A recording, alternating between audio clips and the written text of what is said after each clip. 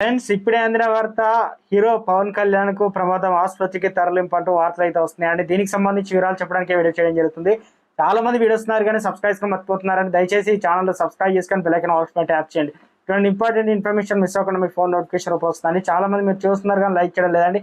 దయచేసి లైక్ చేయండి, ఇన్ఫర్మేషన్ అందరికీ తెలుస్తుంది. జనసేన అధినేత పవన్ కళ్యాణ్ తెనాలి పర్యటన రద్దయింది. అనారోగ్యంతో జ్వరం కారణంగా పవన్ కళ్యాణ్ ఇవాల్టి పర్యటన రద్దు చేసుకున్నారు. అస్వస్థకు గురి కావడంతో ఆయన హైదరాబాద్ కు బయలుదేరారు. కాగా ఆసుపత్రికి ఎన్నికల నేపథ్యంలో పవన్ కళ్యాణ్ డైలీ బిజీగా గడుపుతున్నారు. తాను పోటీ చేస్తున్న పిఠాపురం నియోజకవర్గంలో ప్రచారం హోరెత్తిస్తున్నారు. జనసేనాని పార్టీ అధినేతగా జనసేన అభ్యర్థులను బరిలోకి దిగబోతున్న చోట ప్రచారం చేస్తున్నారు. గత కొన్ని రోజులుగా వరుసగా సభలు ప్రచారంతో తీరిక లేకుండా ఉండడంతో పవన్ అస్వస్థకు గురి అయ్యారు.